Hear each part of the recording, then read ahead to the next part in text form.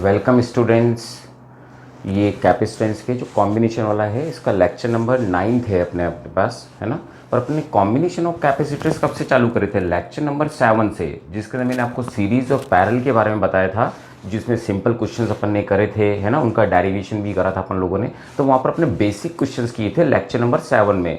फिर lecture number 8 में मैंने कुछ कॉम्प्लिकेटेड क्वेश्चंस कराए, जिसके अंदर ये पॉसिबल नहीं हो रहा था कि इट इज़ ए सीरीज़ और it is in A parallel. तो जब ये प्रॉब्लम आई तो उसको कैसे सॉल्व करते हैं मैंने लेक्चर नंबर 8 में समझाया। अब अपन ये जो लेक्चर है, इसके लेक्चर नंबर 9 में अपन टाइप 3 और टाइप 4 के लेक्चर्स देख रहे हैं, कॉम्बिनेशन ऑफ कैपेसिटर्स के ही, है ना। तो एक तो देखने वाले हैं अपन इन्फिनाइट चेन नेटवर्क, और एक व्हीटस्टोन ब्रिज प्रिंसिपल पे जो काम करते हैं, मैंने एक साइंटिस्ट था व्हीटस्टोन ब्रिज, उस पर न्यूमेरिकल्स देखने वाले हैं। तो first of all upon type 3 numericals देख रहे हैं। टाइप 1 में मैंने 7th लेक्चर था उसके अंदर कैपेसिटेंस में मैंने सिर्फ उसके टाइप 1 बताए थे, जिसमें सिंपल क्वेश्चंस थे, जिसमें इजीली पता लग रहा था कि कौन सीरीज में है और कौन पैरेलल में। ठीक बेटा, मैं तो स्टार्ट कर रहा हूँ। तो न्यूमेरिकल से चालू कर रहे हैं अपन लोग।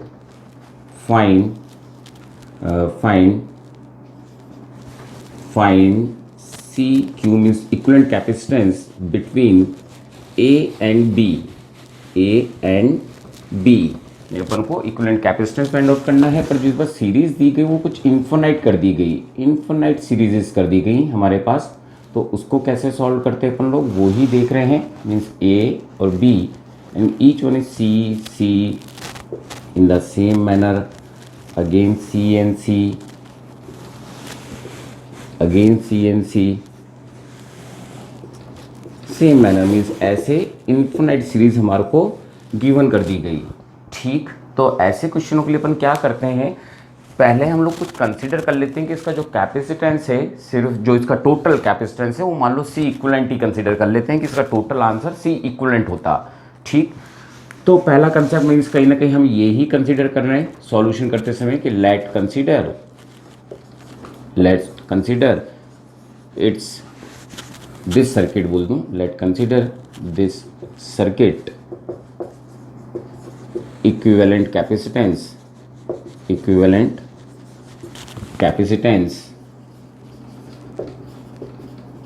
Is C equivalent. यही कंसीडर कर लेता हूं कि इस टोटल का आंसर ये है। अब इस क्वेश्चन को करेंगे कैसे, तो इसके अंदर क्या है, सबसे पहले तो हम ये पहचानें कि कौन सा रिपीटेड हो रहा है, कौन सा रिपीटेड ब्लॉक चल रहा है। तो ये एक तरह से रिपीटेड ब्लॉक हो गया, दैट इज रिपीटिंग इटसेल्फ। समझ में आ गई? तो इसका मतलब है फर्स्ट ऑफ ऑल अगर हम बात करें तो फाइंड रिपीटेड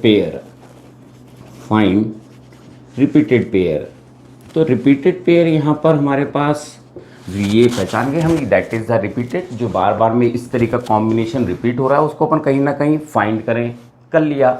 इन्फिनाइट सीरीज के क्वेश्चन को सॉल्व करने का तरीका बता रहा हूँ बेटा, है ना। अब ठीक, अब इसमें जो कंसेप्ट है वो अपन क्या काम में ले रहे हैं, तो अपन ने ये सुना है कि समुद्र में से अगर अपन एक बकेट पानी निकाल दें तो उसके ऊपर कोई भी फर्क नहीं पड़ने वाला। तो वैसे ही यहाँ पर करने वाले हैं कि अगर सपोज करो मैं एक किसी को मीन्स इसी वाले ब्लॉक को जो रिपीटेड हो रहा है इसको रिमूव कर देता हूँ, तो क्या कुछ फ़र्क पड़ेगा इस इन्फिनाइट सीरीज पर? नहीं पड़ेगा। आंसर तो सी इक्विवेलेंट ही रहेगा। तो यही मैं नेक्स्ट पॉइंट में लिखने वाला हूँ। ठीक, वी रिमूव वन रिपीटेड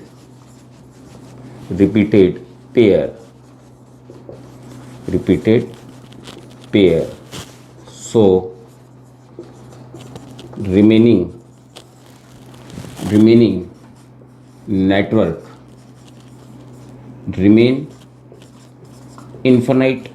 तब भी वो इन्फिनाइट ही बना रहेगा, जैसे कि समुद्र में से एक बकेट वाटर निकालने से कोई फर्क नहीं पड़ा समुद्र के ऊपर। इट मीन्स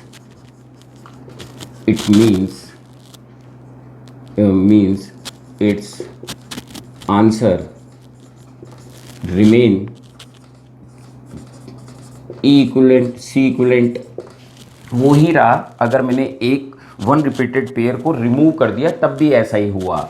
ठीक, तो मैं अब करने वाला क्या हूँ, मैं जो एक रिपीटेड पार्ट है उसको अलग कर रहा हूँ, बाकी को बॉक्स में रख रहा हूँ। बॉक्स में कंसीडर इन ए बॉक्स। तो इसको कुछ समझाने के लिए मैं कुछ फोर्थ पॉइंट लूँ तो कुछ ऐसा कर रहा हूँ कि मैंने इस पार्ट को तो जो ये रिपीटेड था, एक पार्ट को जैसे रिमूव किया, मीन्स ये रिमूव पार्ट है, ठीक। और बाकी जो चल रहे थे कंक्लूजन, उनको मैंने एक बॉक्स में बंद कर दिया। I am closed in a box, closed in a, जो इन्फिनिट सीरीज थी उसको मैंने एक बॉक्स में क्लोज कर दिया, बॉक्स में, closed in A block, closed in a box. पर अगर मैं बात करूं कि इसका इक्विवेलेंट अपन ने कितना कंसीडर करा था, इस ए और बी का, तो इसका इक्विवेलेंट हमने कंसीडर करा था कि इसका आंसर आएगा सी इक्विवेलेंट, ठीक। इस पार्ट को, इस रिपीटेड पार्ट को मैंने रिमूव करा है ना, इस रिपीट पार्ट को, रिपीट वन पेयर को रिमूव कर दिया और इस पूरे को मैंने क्लोज कर दिया है, इन्हें बॉक्स क्लोज कर दिया है। पर इसका इक्विवेलेंट भी कितना बना रहेगा, जो इसका इक्विवेलेंट होगा वो भी तो यही बना रहेगा, सी इक्विवेलेंट, ठीक। तो इसको, इसका मतलब है इस पूरे का आंसर सी इक्विवेलेंट है। तो ये जितने भी इन्फिनाइट चल रहे हैं इसको मैं एक कंसीडर कर सकता हूँ सी इक्विवेलेंट का, तो वही मैं इसके साथ अटैच कर रहा हूँ। मीन्स कहीं ना कहीं ये एक रिपीटेड पार्ट था, ठीक, ए और बी के साथ। और यहाँ पर मैंने मोटे ऐसे करके चाहे शो कर दूँ कि मैंने ये बॉक्स जो था हमारे पास, जो बॉक्स था उसको मैंने इसका वन कंसीडर करते हुए अटैच कर दिया। मीन्स ये कौन सा ब्लॉक अटैच कर दिया मैंने, कौन सा ब्लॉक अटैच कर दिया, बॉक्स को अटैच कर दिया मैंने, बॉक्स को अटैच कर दिया इसके साथ, ठीक।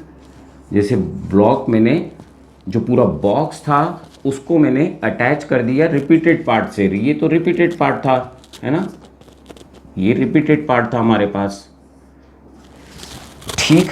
तो यहाँ तक नोट डाउन करें, मैंने बॉक्स को अटैच करा है एक रिपीट पार्ट से, है ना,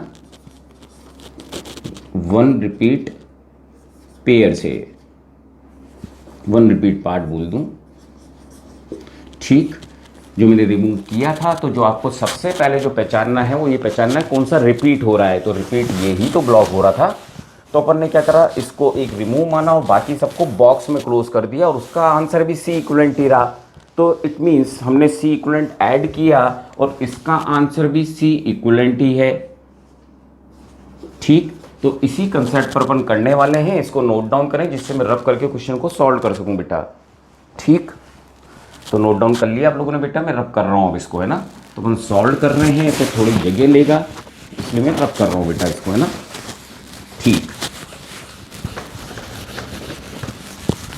मैं इसको रफ कर देता हूँ,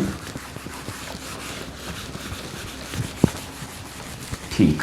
तो इस डायग्राम को वापस मैं इस जगह डिनोट कर रहा हूँ कि कहीं ना कहीं हमारे पास अब कुछ ऐसा डायग्राम रह गया था, एक तो रिपीटेड पार्ट ए और बी, और एक हमने जो क्लोज बॉक्स था हटाने के बाद वो सी इक्विवेलेंट था, और जो ये बाकी सब सी सी है ना। और ये वाला हमारे पास इसका आंसर कितना है इस टोटल का भी सी इक्विवेलेंट, ठीक। वही मैंने जो ये डब बना रखा है उसको ही मैंने वहाँ पर बना दिया और उसको रब कर रहा हूँ, ठीक। तो सॉल्व कैसे करते, फर्स्ट ऑफ ऑल हमारे को दिख रहा है ये सी और this C are in parallel, C parallels to C equivalent. So parallel में है तो अपन क्या कर देंगे, जस्ट ऐड कर देंगे। मान लो मैंने सी डैश लिख दिया उसका, तो सी प्लस सी इक्विवेलेंट, ये इक्वेशन नंबर फर्स्ट हो जाती।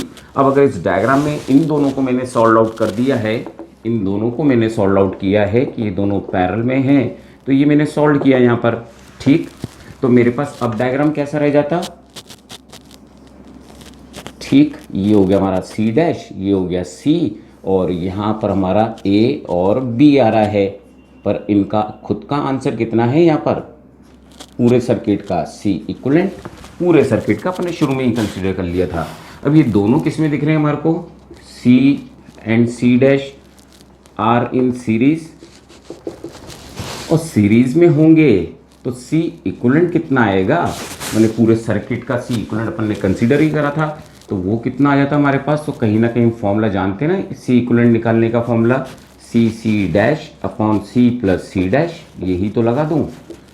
तो सी की जगह है, पर सी इक्विवेलेंट कितना निकाला था अपन ने, सी प्लस सी इक्विवेलेंट, और अपॉन में सी सी प्लस सी इक्वलेंट की वापस वैल्यू रख देता हूँ यहाँ पर, सी प्लस सी इक्वलेंट।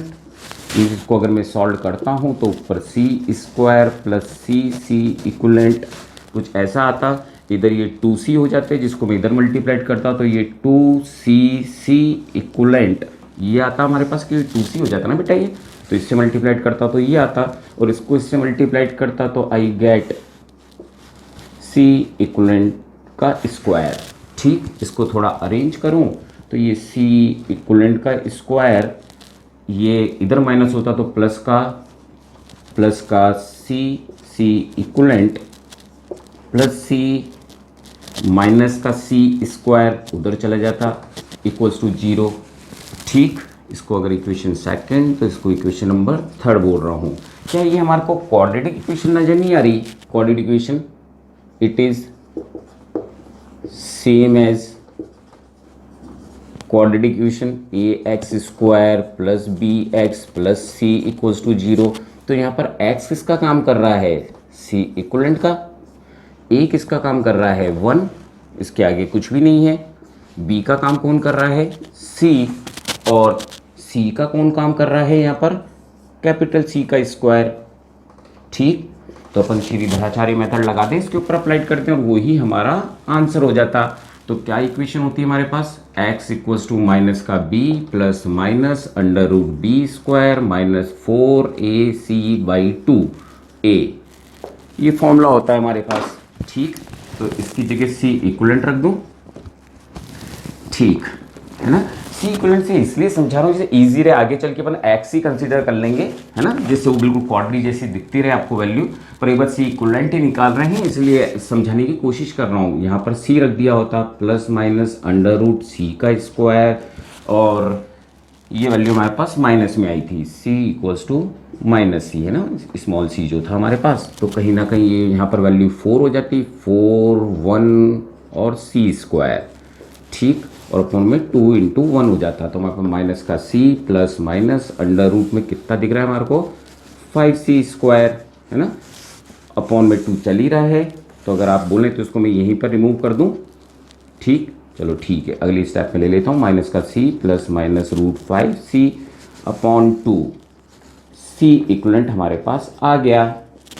ठीक, नेगेटिव कैपेसिटेंस नहीं हो सकता क्योंकि कांस्टेंट क्वांटिटी है, तो इसका मतलब हम इसका पॉजिटिव टर्मिनल ही काम में ले लेते, है ना, तो इसको इक्वेशन नंबर 4 पे रोक देता हूँ, है ना, ये तो 4 अपन ने अप्लाइड करी थी इसके साथ, है ना, ये मेथड के साथ, और ये 5th इक्वेशन हो गई। सो टेकिंग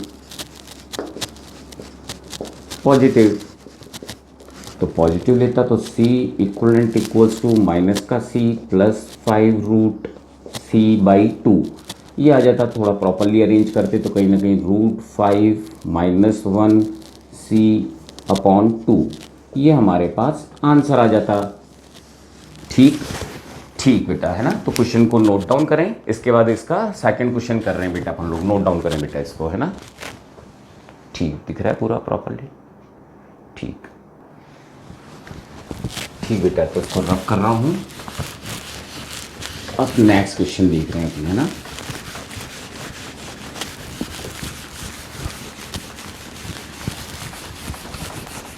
तो प्रॉपरली समझ में आए इसलिए एक नेक्स्ट क्वेश्चन और कर रहे हैं।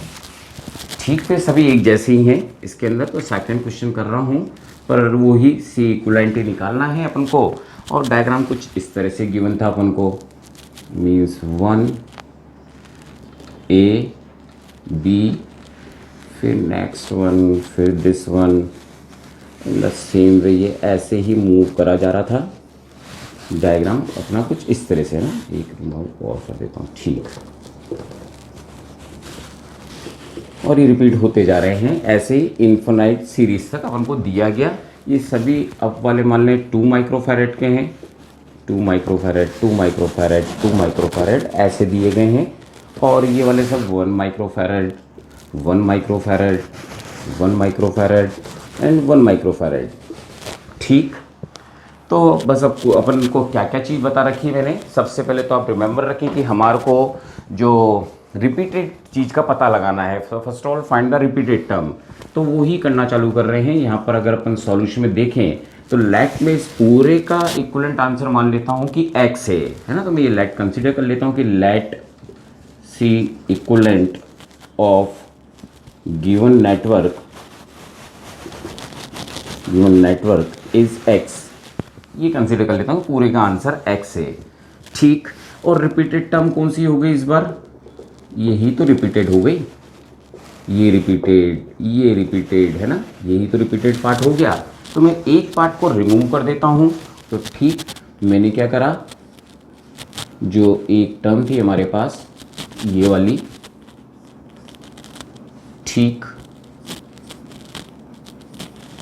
इसको मैंने रिमूव कर दिया। ये वाला मीन्स ये वाला हमारे पास रिमूव पार्ट है। ठीक, और टोटल इक्विवेलेंट कितना कंसीडर कर लिया मैंने, सी इक्विवेलेंट कंसीडर कर लिया कि x है a और b के बीच में, सी इक्विवेलेंट है। और जो रिपीटेड हो रहे थे उन सबको मैंने एक बॉक्स में क्लोज कर दिया। ठीक, तो मैं यहाँ से 2 माइक्रोफैरड है, ये 1 माइक्रोफैरड है, और बाकी सबको मैंने एक बॉक्स में क्लोज कर दिया है, बॉक्स में क्लोज कर दिया है ना। तो ये क्लोज कर दिया मैंने, बॉक्स क्लोज्ड। पर इस ब्लॉक, क्योंकि मैंने एक को ही रिमूव किया है, रिपीटेड को ही मैंने रिमूव किया है, बाकी सब एक ही रिमूव किया है, तो बाकी का जो आंसर होगा इसका सी इक्विवेलेंट वो भी तो x ही रहेगा। ये रिमूव मैंने इसको करा, बाकी पार्ट को मेरा आंसर कितना रहेगा, एक हटाने के बाद भी वो ही रहने वाला है x, है ना, क्योंकि इन्फिनाइट सीरीज है। तो मैं नेक्स्ट टर्म में अब कर सकता था कि मेरे पास जो रिपीटेशन है वो कुछ ये ही रह गया, मीन्स एक a एक b, इनका सी इक्विवेलेंट अपन ने x कर दिया। इसे कैलकुलेशन थोड़ी इजी रहे, है ना, क्योंकि x से अब जल्दी समझ जाते हैं बात को। तो और ये रिपीटेड पार्ट था। ठीक, रिपीटेड तो यही था ना, रिपीटेड इतना ही था। बाकी पूरे बॉक्स को मैं अब इसमें अटैच करता हूँ, तो कहीं ना कहीं वो जो अटैचमेंट है मेरे पास, इसको डिनोट से दिक्कत हो सकती है, तो ये पूरे बॉक्स को डिनोट करा है मैंने। जो भी सी इक्विवेलेंट कितना था हमारे पास, x। ठीक, बाकी तो ये यहाँ पर 2 माइक्रोफैरड है और ये 1 माइक्रोफैरड है, समझ रहे होंगे। और इस पूरे का आंसर भी कितना है, 2 इक्विवेलेंट। तो ये जो मैंने अटैच करा है, ये एक्चुअली में पूरा बॉक्स अटैच कर दिया है मैंने, इस जगह पे पूरा बॉक्स अटैच कर दिया है, एक है ना, इसको अटैच कर दिया है इस रिमूव पार्ट से। अब बाकी तो हमारे को दिख रहा था ये 2 माइक्रोफैरड और ये दोनों किस में दिख रहे हैं, सीरीज में। Here 2 microfarad and x is in series. तो सीरीज में है तो कहीं ना कहीं सी डैश नेम रख दूं, और दोनों के अंदर फॉर्मूला क्या लगाऊं, C1 C2 upon C1 plus C2, means क्या लगा दूं, 2x 2/x, यही तो लगा दूं, है ना। तो ये इक्वेशन नंबर हमारी फर्स्ट हो गई। इन दोनों को मैंने सीरीज में सॉल्व किया है, इन दोनों को, है ना। ये रिमूव पार्ट था और ये पूरे बॉक्स का था। ठीक, तो अब हमारे पास डायग्राम कुछ ऐसा आ गया होगा, लाइक दिस। ये a है, ये b है, c equivalent equals to x है, और ये पूरा जो भी अपन ने इन दोनों को सॉल्व किया, ये 1 माइक्रोफैरड था और ये हो गया हमारे पास c डैश। ठीक, अब ये c dash parallels to 1 microfarad है, तो जस्ट ऐड कर दूं, तो ऐड करता हूं तो 1 प्लस c डैश कर दूं। ठीक, पर ये इक्विवेलेंट तो x की आएगा ना, ये x की तो बराबर है। ठीक, और यहाँ पर ये वैल्यू रख देता हूँ, कितनी आई थी ये, 2x अपॉन 2 प्लस x। तो इसको सॉल्व कर दें तो हमारे पास c इक्विवेलेंट मीन्स हमारे पास x फाइंड आउट हो जाएगा ना। तो इसको अगर मैं सॉल्व करता हूँ, आई थिंक जल्दी हो जाना चाहिए यहीं तक ही, तो इसका मैं उधर सॉल्व करता हूँ तो कहीं ना कहीं 2x प्लस एक्स स्क्वायर, है ना, जैसे इसका एलसीएम लिया है तो ये इधर की तरफ मल्टीप्लाइड हुआ, फिर ये इधर मल्टीप्लाइड करता हूँ तो कहीं ना कहीं ये 2 प्लस एक्स प्लस 2x, ये आता है 2x से 2x कैंसिल हो गए, x square minus x minus 2 equals to 0 आ गया, है ना। सीधे से कर लें, नहीं तो अगर नॉर्मल में भी टूट रहा हो तो करा जा सकता है, 2 1 2, तो यहाँ पर ये टूट रहा है ना।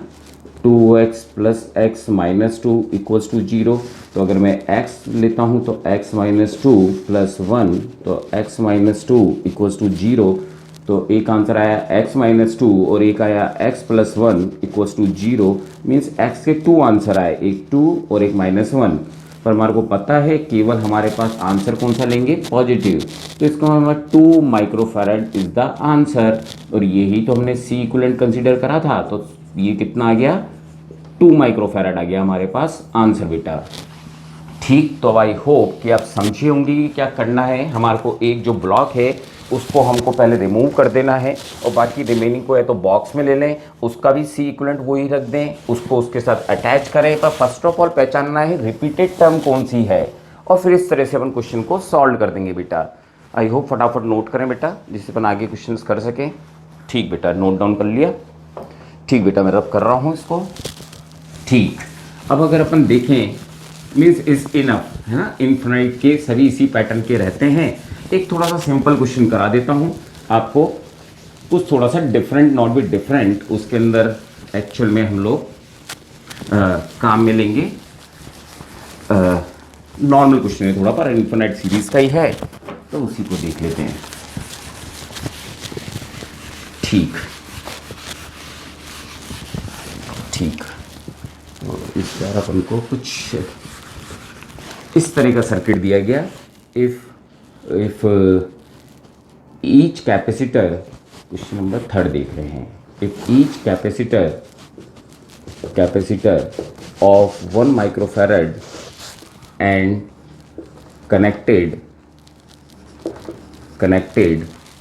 connected in each row in such a manner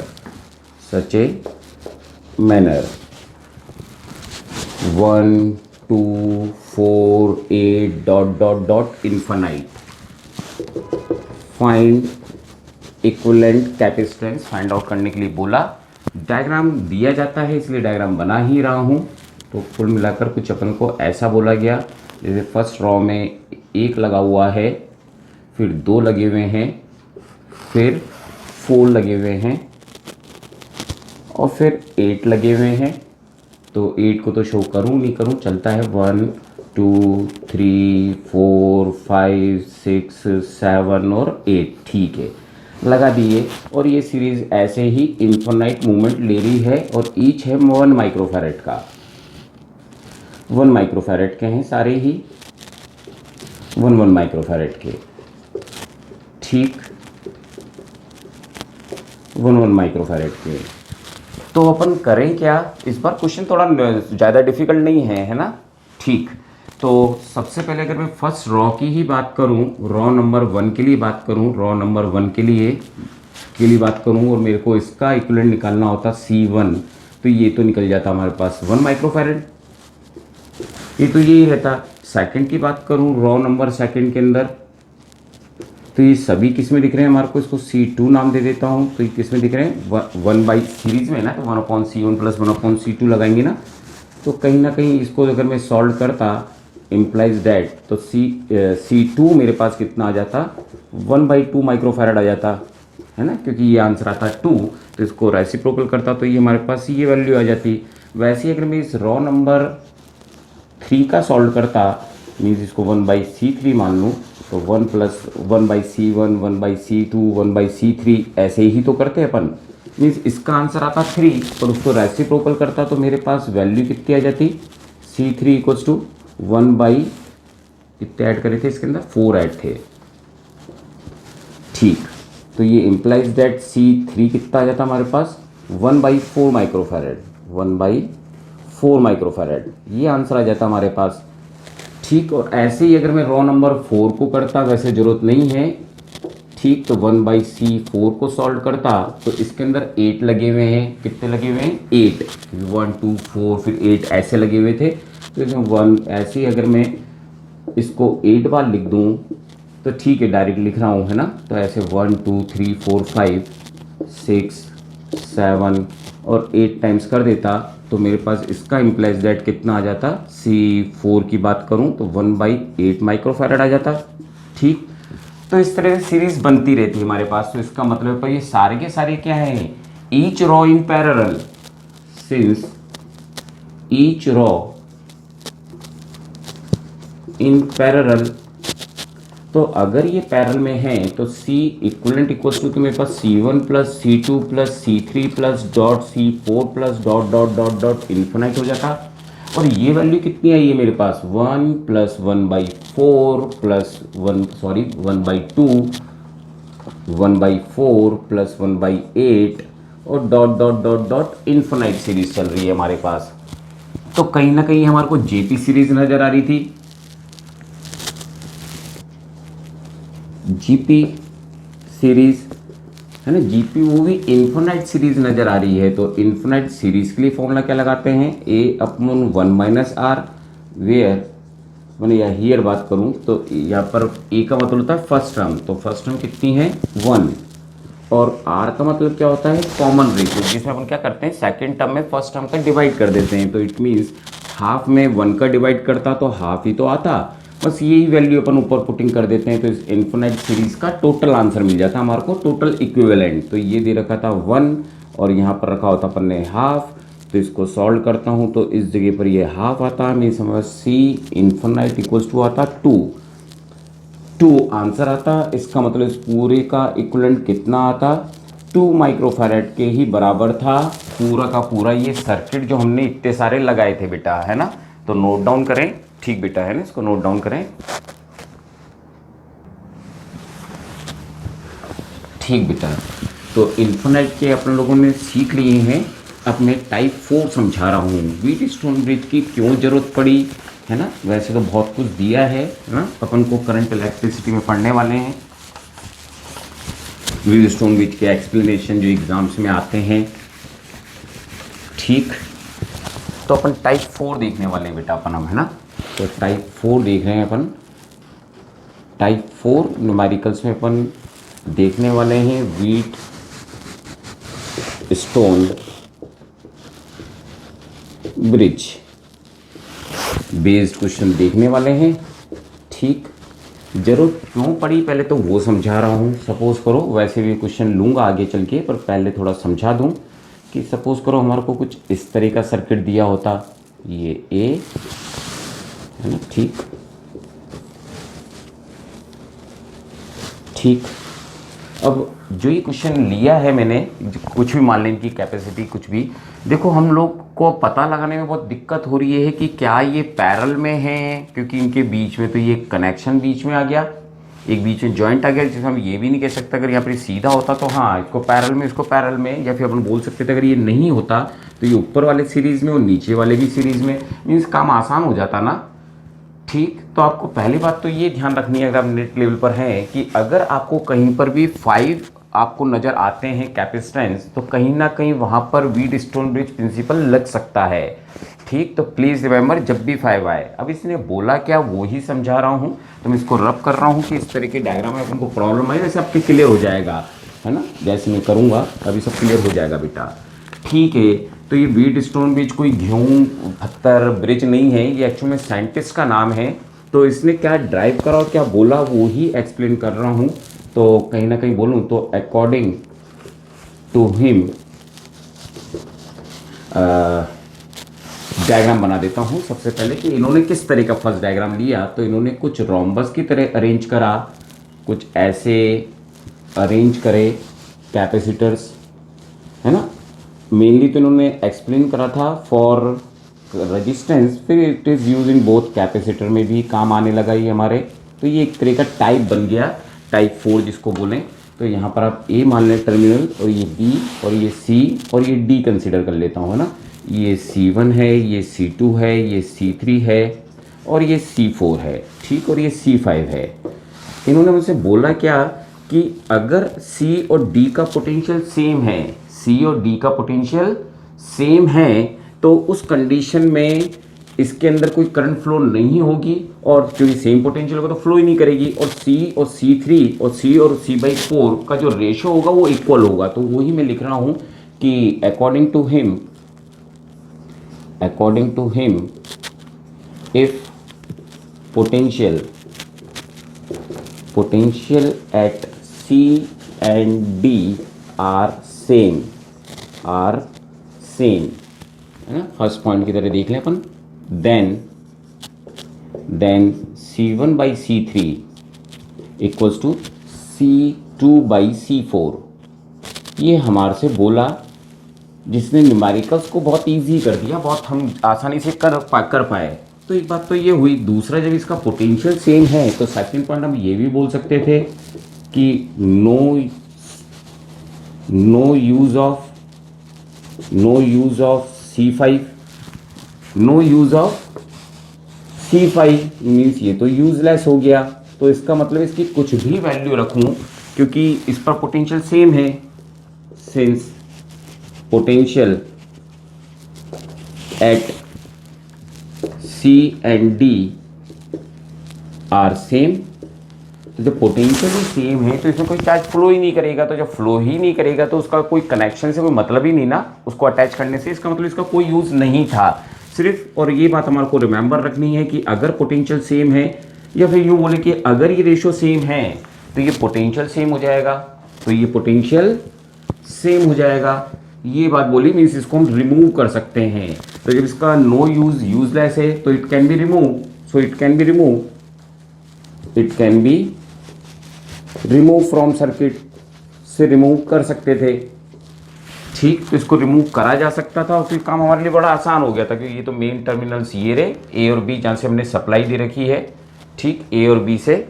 ठीक, तो ये रेशो कैसे आया हमारे सिलेबस में तो नहीं है, पर तब भी समझा रहा हूँ कि रेशो पहुँचा कैसे। ठीक, उसके बाद न्यूमेरिकल्स चालू करूँगा, तो इसको तो नोट डाउन करें। बस अब मैं इसको समझाना चालू कर रहा हूँ। ठीक, ये आया कैसे रेशो, है ना। बात यही रिमेंबर रखनी है कि C1, C2 और C3 का जो रेशो होता है वो इक्वल होता है। अगर ये इक्वल होगा तो इस पर पोटेंशियल सेम होगा, उल्टा भी याद रख सकते हैं अपन। ठीक, तो अब करना चालू कर रहा हूँ, ड्राइव कर रहा हूँ इसको। तो इसका डेरिवेशन समझा रहा हूँ, है ना। ठीक, तो मैं ड्राइव कर रहे हैं, तो ड्राइव करने के लिए मैं क्या करता हूँ, इसको कहीं ना कहीं ए और बी को बैटरी से कनेक्ट कर देता हूँ। आई एम कनेक्टेड है बैटरी से कनेक्ट कर देता हूँ।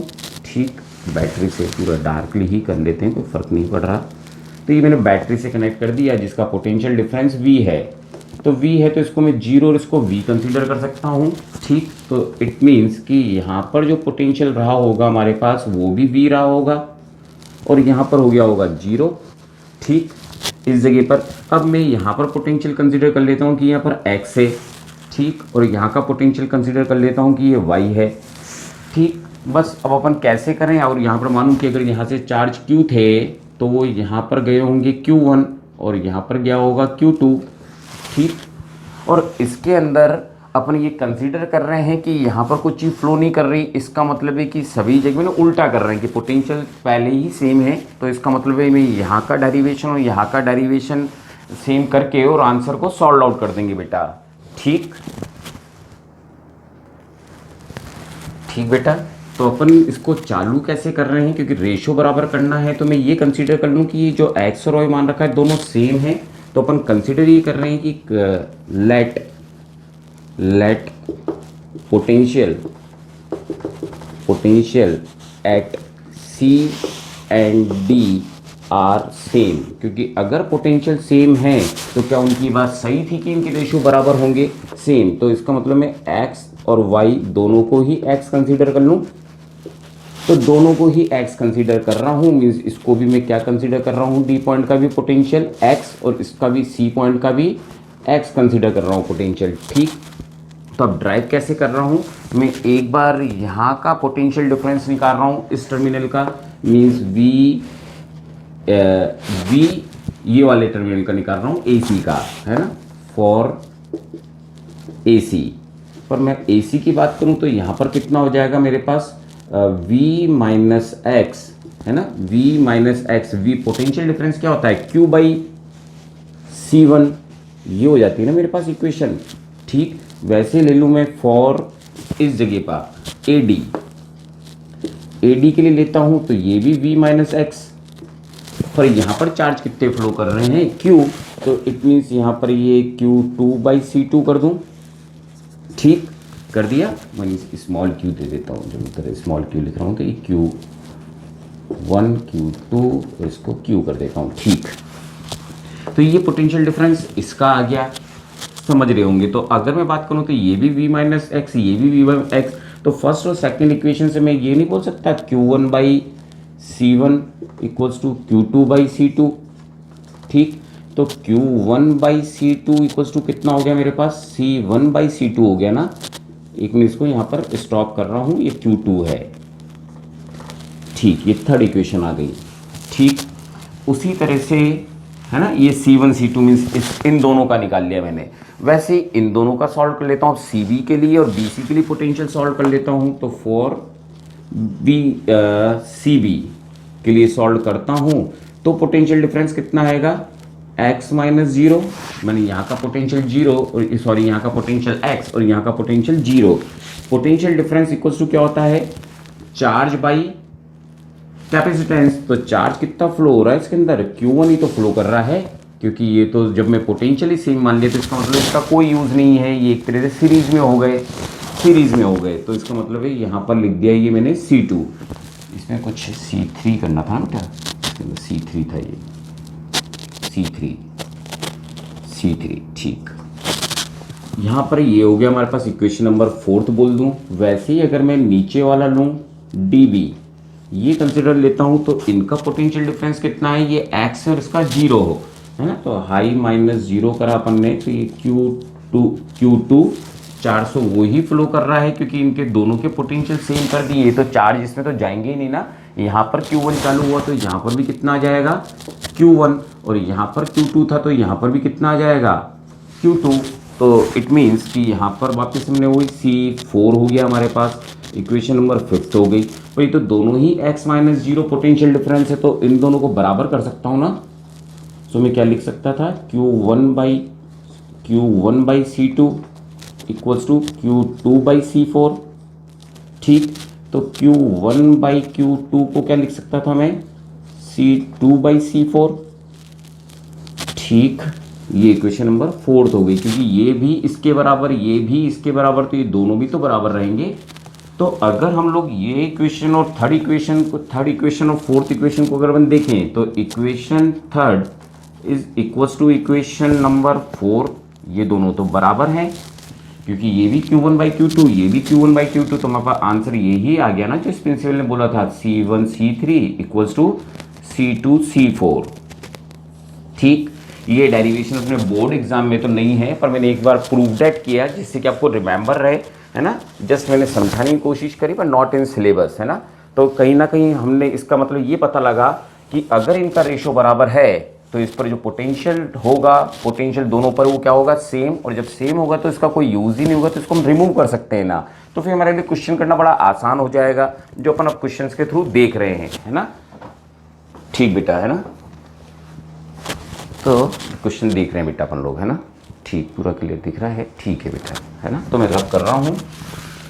ठीक, तो ये मैंने आपको कहीं ना कहीं इसका डेरिवेशन दिया कि ये आया कैसे, है ना। मैंने अपन जस्ट उल्टा भी बोल सकते हैं, या पोटेंशियल अगर दोनों पर सेम हैं तो इसमें उनके रेशो बराबर हैं, और अगर रेशो बराबर हैं तो इसका मतलब है C और D का जो पोटेंशियल होगा वो कैसा होगा, सेम होगा। ठीक, तो वही अपन अब क्वेश्चन के थ्रू देख रहे हैं। तो ये क्वेश्चन नंबर 1 टाइप 4 का फर्स्ट क्वेश्चन देख रहे हैं, वही आया अपने पास, फाइंड C इक्विवेलेंट। ठीक, क्वेश्चन कुछ इस तरह से दे रखे थे अपन को,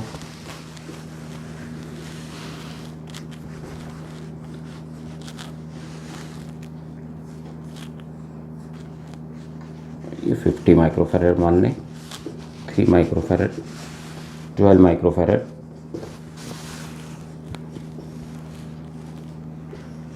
वही A है, वही B है अपने पास, यहाँ पर दे दिया 2 माइक्रोफैरड और ये दे दिया 8 माइक्रोफैरड।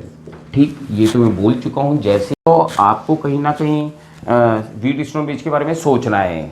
ठीक, क्योंकि ना ये कोई सीरीज में दिख पा रहे हैं, ना ही पैरेलल में दिख रहे हैं, पर अगर ये हट जाए तो काम बन जाए अपना।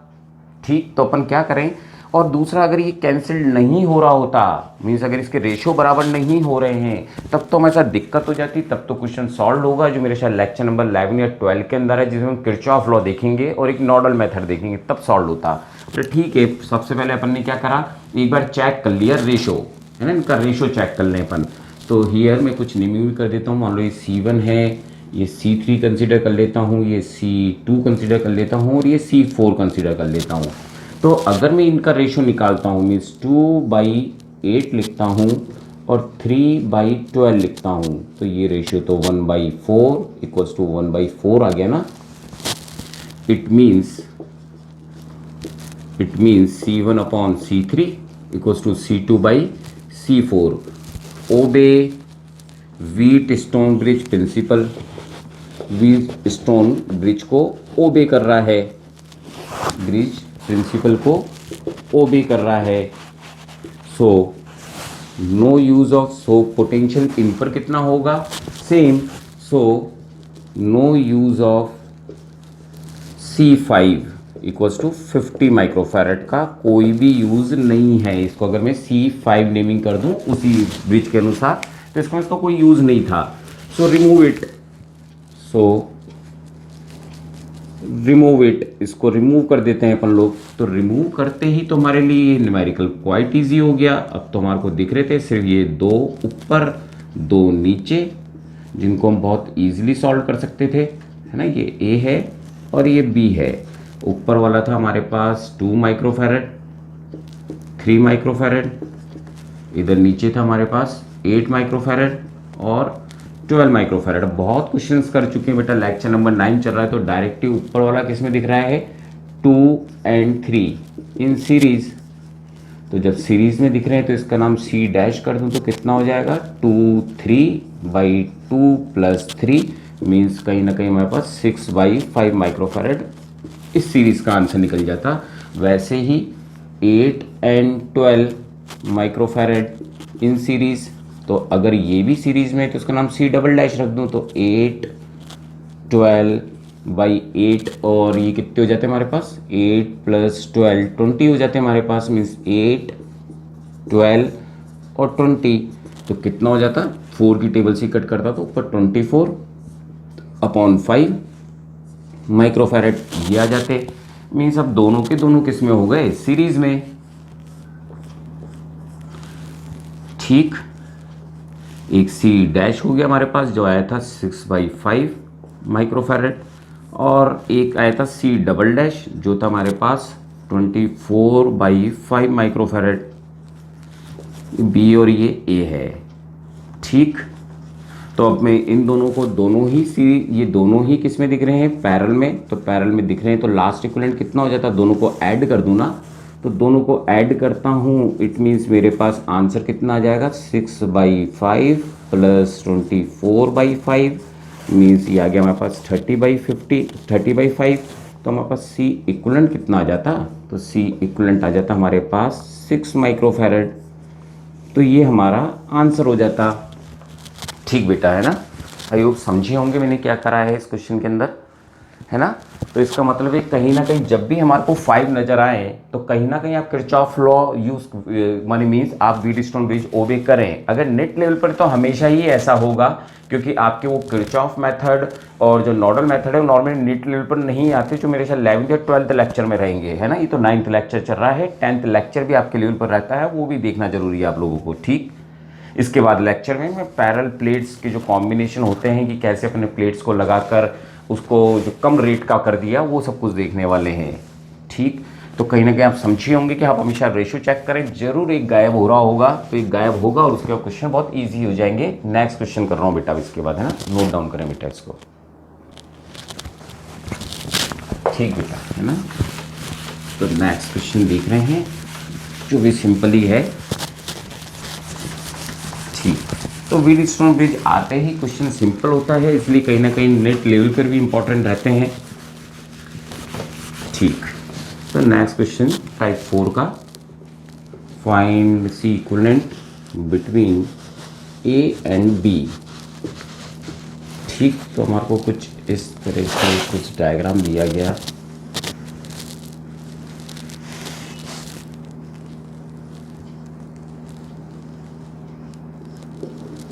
ठीक, एक कैपेसिटेंस इधर, एक कैपेसिटर इधर और एक कैपेसिटर इधर। ठीक, और एक कैपेसिटर इधर, जिसमें ये A है और ये B है। ईच अपन को दे रखे हैं C सी सब कैपेसिटर हैं, सी है ना, और ये वाला दिया गया 5C। नॉर्मली डिफरेंट कर देते हैं वो लोग। ठीक, अब कहीं ना कहीं देखें तो फिर द्वारा कहीं पे अगर कॉलम में आपको 5 नज़र आ रहे हैं तो कहीं ना कहीं व्हीटस्टोन ब्रिज लग सकता है। तो क्या हमारे को जो ये क्वेश्चन है इसके अंदर कहीं ना कहीं ये 5 नज़र आ रहे हैं, नहीं आ रहे हमारे को? आ रहे हैं ना। ठीक, वही बीच का कॉलम है। मीन्स अगर मैं इसको C1 को C कंसीडर कर लूँ, इसको C3 C कंसीडर कर लूँ, मैंने उसी के डायग्राम के थ्रू समझाने की कोशिश कर रहा हूँ। ये C2 कंसीडर कर लूँ और इसको C4 equals to C consider कर लूँ और बीच वाले को C5 कंसीडर कर लूँ। अगर ये रेशो और ये रेशो अगर बराबर हो गए तो इसका मतलब है यहाँ का पोटेंशियल सेम हो गया ना। तो इसका मतलब इस 5C की हमको कोई ज़रूरत ही नहीं पड़ेगी ना, 10C कर देता हूँ। ठीक है ना, 5 के साथ 5 दिख रहा हो इसलिए। ठीक है, तो अपन ने यहाँ पर वो ही चेक करा, C1/C2 इक्वल्स टू C2/C3 और C2/C4। तो ये भी C और ये भी C और इधर भी C और इधर भी C, और बोले तो इसके अनुसार यहाँ पर C और यहाँ C से जो दिक्कत हो जाएगी। तो इसका मतलब है कहीं ना कहीं ये 1:1 आ गया ना। इट ओबे व्हीटस्टोन, और व्हीटस्टोन को अगर ओबे कर रहा है तो no use of C5 equals to 10 coulomb 10C, इसका कोई भी यूज़ नहीं है। So remove it. तो मैं जैसे ही इसको रिमूव करता हूँ तो आपको पता है ये भी सीरीज़ में, ये भी सीरीज़ में और ये भी हमारे पास। तो इसका मतलब है कहीं ना कहीं डायग्राम कुछ अब ऐसा रह जाता हमारे पास। मीन्स C1 C2 ये भी C ये भी C, एक कॉलम ये बन जाता। ठीक, और एक कॉलम सीधा ही एक लिया हुआ आ रहा है हमारे पास, ये भी C और ये भी C, सॉरी A और B के साथ कनेक्टेड थे। ऊपर वाले सर्किट को सॉल्व, और इसको भी थोड़ा और कर देता हूँ, इसको 8C मान लेते हैं। ठीक, कैलकुलेशन थोड़ा सा अलग दिखे। तो इसका मतलब ऊपर वाले C थे, ये कैंसिल, ये रेशो सेम आ गया। तो इसका मतलब इसमें कोई करंट फ्लो नहीं है, तो इसका कोई यूज़ नहीं था। तो अपन ने रिमूव इट कर दिया, हटा दिया इसको।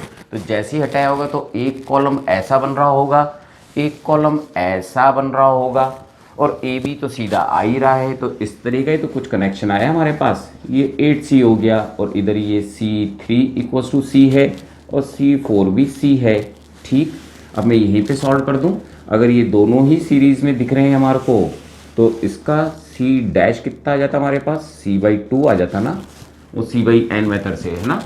ठीक, वैसे ही अगर मैं इसको सॉल्व करता तो इसका नाम रख दूँ C', इसका आंसर भी C/2 हो जाता।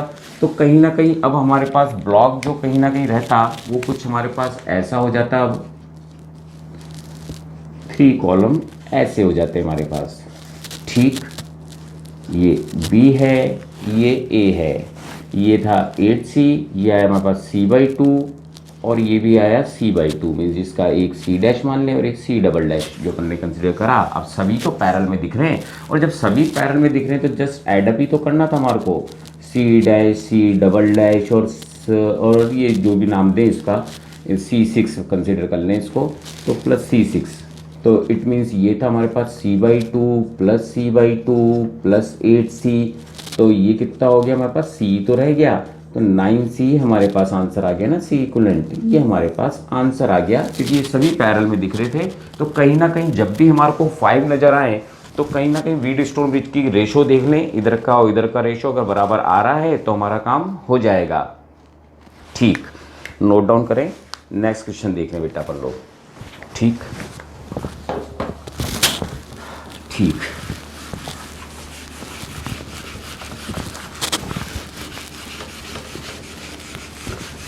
मैंने 5 ऑलवेज पहचान में आ जाते हैं। ठीक, और हम पुराना फॉर्मूला क्यों यूज़ नहीं कर पाते जो लेक्चर 8 में है, वो भी मैं यहाँ पर भी नेक्स्ट क्वेश्चन में समझाने की कोशिश करता हूँ, है ना। कि अपन ने वहाँ पर कुछ इस तरह के क्वेश्चन करे थे कि सपोज करें कैपेसिटर ये रहा 1 2 3, ठीक, और हमने एक कैपेसिटर यहाँ से अटैच करा इधर और एक अटैच करा इधर। ठीक, ऐसा अपन ने देखे थे क्वेश्चन, मान ले सारे ही 5C 10C और ये 5C और ये भी 5C। ठीक, ये बोला फाइंड इक्विवेलेंट कैपेसिटेंस। ठीक, और ए और बी के बीच में फाइंड आउट करने को बोल चुका हूँ। 5 जैसे ही नज़र आए कुछ हद तक बीच दोनों भी करंट इलेक्ट्रिसिटी में देखेंगे तो कहीं ना कहीं गौर पता लग जाता है कि हाँ ये सर्किट कुछ ऐसा जा सकता है, ये सर्किट कुछ ऐसा जा सकता है। और इसका मतलब है अगर ये गायब हो जाए तो हमारा काम आसान हो जाए ना, ये ऐसे सीरीज़ हो जाएगा, ये ऊपर से सीरीज़ हो जाएगा, मीन्स अगर ये हट जाए तो हमारा काम हो जाएगा बीच वाला। अगर एक बार कोशिश करता हूँ कि अगर अपन ने ओल्ड मेथड से कोशिश करी होती, क्वेश्चन को ओल्ड मेथड से सॉल्व करने की कोशिश करी होती तो क्या प्रॉब्लम होती। तो अगर अपन ओल्ड मेथड से सोचते तो कहीं ना कहीं अपन लोगों ने देखा था कि एक का पोटेंशियल अपन V कंसीडर कर लेते हैं। ठीक है, V कंसीडर करा तो V करते करते भी इधर गए ही थे अपन सेकंड वाले को छोड़कर इधर की तरफ। ठीक है, एक बार डिनोट कर देता हूँ, ये B हो गया था हमारे पास, है ना, और एक ये रहा। ठीक, जो अपनी आदत थी, मीन्स इसको 0 वोल्ट, तो 0 वोल्ट पर मैं जैसे 0 से इधर जा रहा हूँ बीच में तो कोई टर्मिनल आ गया जो पहले के क्वेश्चन में नहीं था, आ गया, तो इसका मतलब है कहीं ना कहीं मैं इसको Y कंसीडर कर लेता हूँ। ठीक, और इसके अंदर से ये V गया था, यहाँ तक भी V गया पर इसके आगे तो नहीं जा पाया ना, तो इसका मतलब यहाँ पर मैं X कंसीडर कर लेता हूँ। ठीक, कर लिया कंसीडर करने के बाद ठीक है एक बार डायग्राम बनाने की कोशिश करते हैं जैसे हमको पहले की आदत थी। और बता रहा हूँ कि कैसे नहीं कर पाए अपन लोग, ये समझा रहा हूँ। तो एक A ले लिया, एक X ले लिया, एक Y ले लिया और एक लास्ट अपन ने B ले लिया, 0 वोल्ट V वोल्ट। ठीक, अब मैं इसको X ऊपर कर देता हूँ, ये X है और ये Y है। ठीक, अब V और X के बीच में, V और X के बीच में एक आ रहा है हमारे पास ये वाला कैपेसिटर, है ना, ये ऊपर वाला आ रहा है, इसको ऐसे ही बना देता हूँ X वाले के साथ। ठीक, ये X वाले के साथ आ गया, V और X के साथ। फिर V और Y के साथ भी आ रहा है, इसका मतलब है एक यहाँ पर कनेक्ट कर दूँ मैं, है ना, ये वाला कनेक्ट कर दिया VY वाला।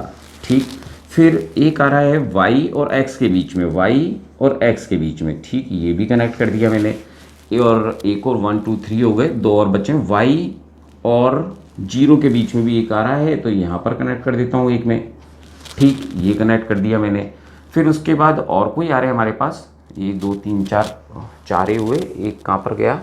ठीक, कोई VY वाला आया, एक हमारे पास आ रहा है X और Y और 0 के बीच में एक कनेक्ट कर चुके हैं, X और 0 के बीच में भी एक आ रहा है। ठीक, एक यहाँ पर भी आ रहा है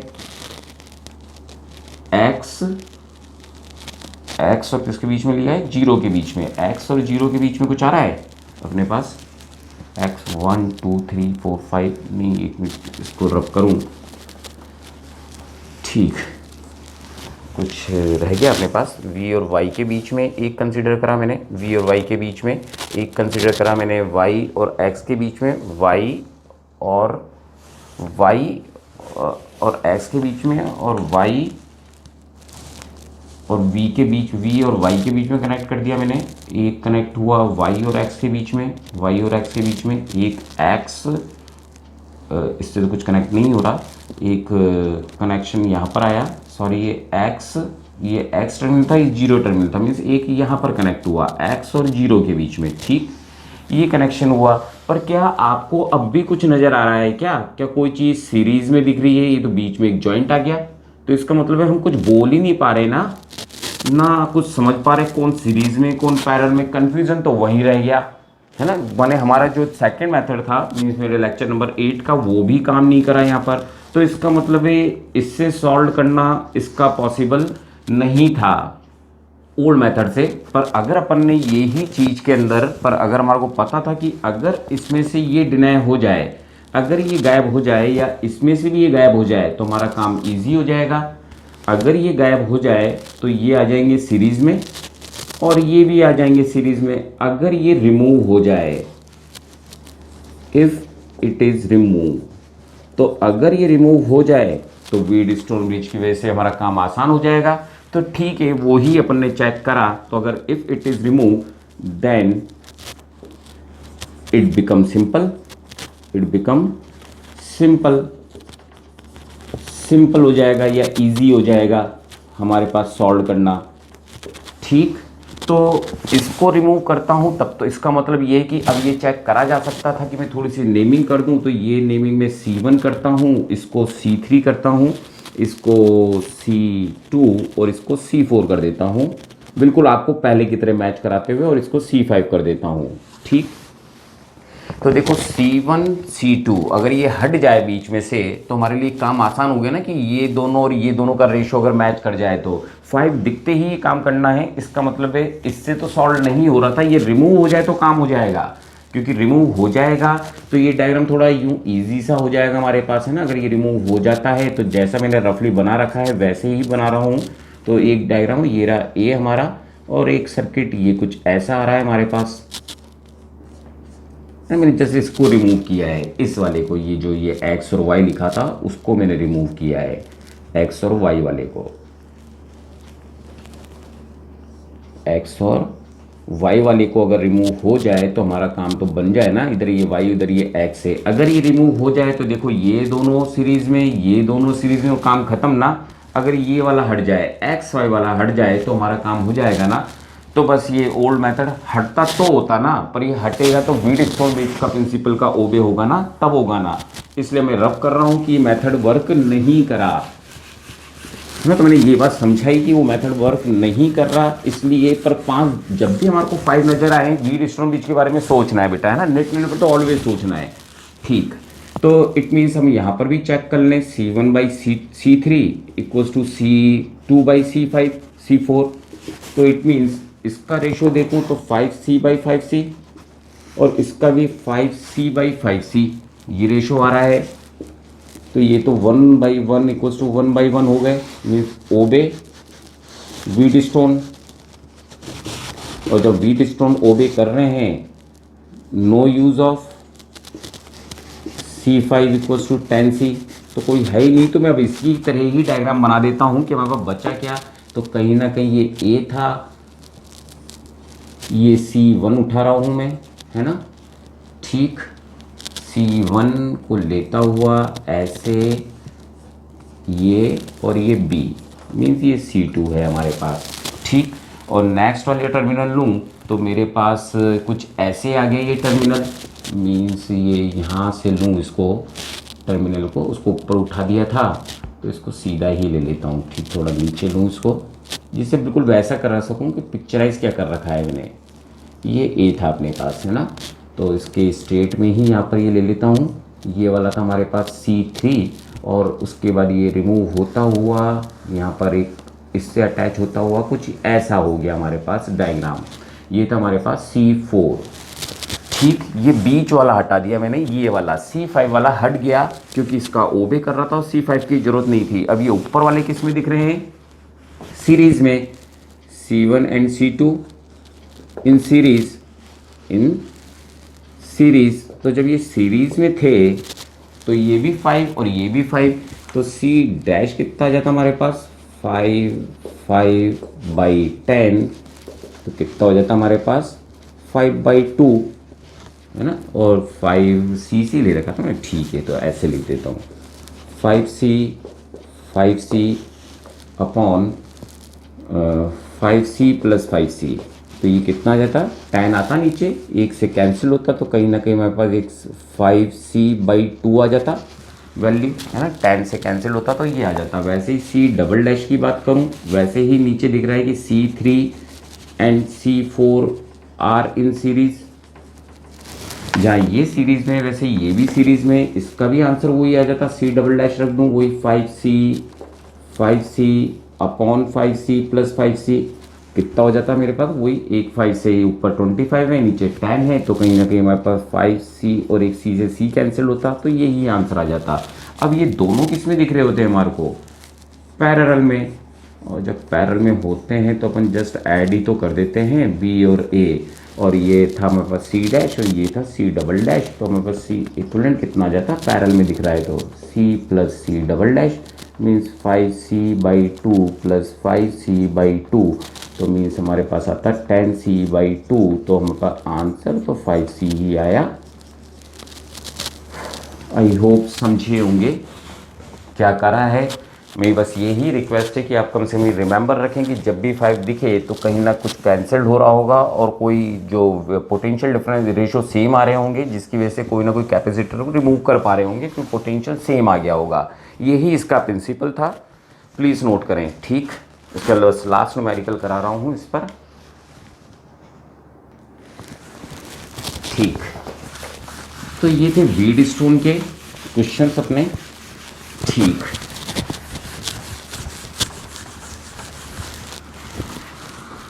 ठीक, इसको ये बी ही रहने दें, है ना। व्हीटस्टोन ब्रिज के क्वेश्चन सिंपल होते हैं इसलिए नॉर्मल यूनिट में आते हैं ये क्वेश्चन, है ना। ठीक, नेक्स्ट भी सिंपल ही है क्योंकि व्हीटस्टोन में जैसे ही 5 दिखे आप ये अप्लाइड कर दें। ठीक, जैसे ही मैं ये थर्ड क्वेश्चन ले रहा हूँ इसका। ठीक, और ठीक, कुछ ऐसे अपन को वैल्यूज, फिर वापस से वही सब सी सी कंसीडर कर लें। आपकी सब सी सी सी सी दे रखे थे अपन को, और ये टर्मिनल ए, ये दे रखा है ए, ये दे रखा है बी, और वही अपन को इक्विवेलेंट कैपेसिटेंस निकालना है। फिर कितने नज़र आ गए? 5 नज़र आने का इसका मतलब चेक कर लें। तो देखो अगर इसमें भी चेक करें तो कहीं ना कहीं ये देखो यहाँ से क्रॉस हो रहा है, मैंने कुछ ना कुछ रोम्बस जैसा ही बन रहा है, और बीच में से इसको रिमूव करा जा सकता है अगर ये रेशो बराबर आ जाए तो। ठीक बेटा, तो इट मीन्स कहीं ना कहीं अगर आप बोलें तो मैं इसको C1 कंसीडर कर लूँ, इसको C2 कंसीडर कर लूँ, इसको C3, मीन्स आपको उस प्रिंसिपल से बैलेंस करवा रहा हूँ कि हो क्या रहा है, और इसको C4 कंसीडर कर लूँ, और ये बीच वाला C5 कंसीडर कर लूँ। ठीक, तो यहाँ पर भी क्या दिख रहा है, ये दोनों एक ही ब्रांच से आ रहे हैं, मीन्स C1/C3 और C2/C4 बैलेंस हो जाए, तुम्हारा काम चल जाए। तो ये भी C है, ये भी C है, इधर भी ये भी C है, ये भी C है ना। सभी C दे रखी है अपन को, है ना, सबकी वैल्यू C दे रखी है अपन को। तो ये तो 1:1 ही आ गया ना। इट ओबे व्हीटस्टोन ब्रिज, और जब व्हीटस्टोन ब्रिज को कर रहा है so no use of C5, it can be remove, तो हम रिमूव कर सकते थे। और जब अपन रिमूव करते तो ये डायग्राम कुछ इस तरह का। ठीक बेटा, वो एक्चुअल में लाइट चली गई थी, तो ये मैंने यहाँ तक आपको जो समझाया था, मीन्स कैमरे की लाइट चली गई थी, है ना। तो इट मीन्स कि अगर मैं यहाँ तक समझा चुका था आपको, देखो कि ये C1 C2 है, इसका रेशो जो है इनका और इनका रेशो बराबर आ रहा है, इसका मतलब ओबे कर रहा है व्हीटस्टोन ब्रिज को, तो C5 का कोई यूज़ नहीं होगा। तो इसको अपन ने अगर हटा दिया तो डायग्राम कैसा रह जाता हमारे पास, कुछ ये लाइन और बीच का तो वॉश आउट मैंने गायब ही हो जाता ना, रिमूव कर देते इसको, तो कहीं ना कहीं डायग्राम कुछ ऐसा हो जाता। C1 C2 इधर आ रहा है और C3 C4 इधर आ रहा है, ये दोनों भी सीरीज में, ये दोनों भी सीरीज में। तो जब सीरीज में सॉल्व करते तो कितना होता, C/2 हो जाता ना बेटा, ये आप समझने लगे हो। इसका भी कितना हो जाता, C/2 ही तो हो जाता हमारे पास। ठीक, तो फिर ये जब दोनों को सॉल्व कर दिया होता, इनको सीरीज में इसको सीरीज में, तो दोनों जो C और C' वो पैरेलल में आ जाते, और जब पैरेलल में आ जाते तो कहीं ना कहीं हमारे पास C हाफ मिलके तो C ही हमारे पास आंसर आ जाता ना। तो आई होप समझे होंगे, है ना। स्पेशली नेट लेवल पे काम में आते हैं अपने ये वाले क्वेश्चन। जब भी आपको 5 दिखे तो please try apply to use the C1 C2 C1/C3 mean C3/C4 for Wheatstone bridge को ओबे करें बेटा। ठीक, अपना जो नेक्स्ट लेक्चर है, लेक्चर नंबर 10, उसमें अपन बहुत कुछ अच्छा पढ़ने वाले हैं। इंपॉर्टेंट क्वेश्चंस हैं उसमें, नेट लेवल के और IIT लेवल के पैरेलल प्लेट्स के कॉम्बिनेशन देखेंगे अपन उसके अंदर, है ना बेटा। गुड डे बेटा, है ना, गुड लक बेटा, गुड लक।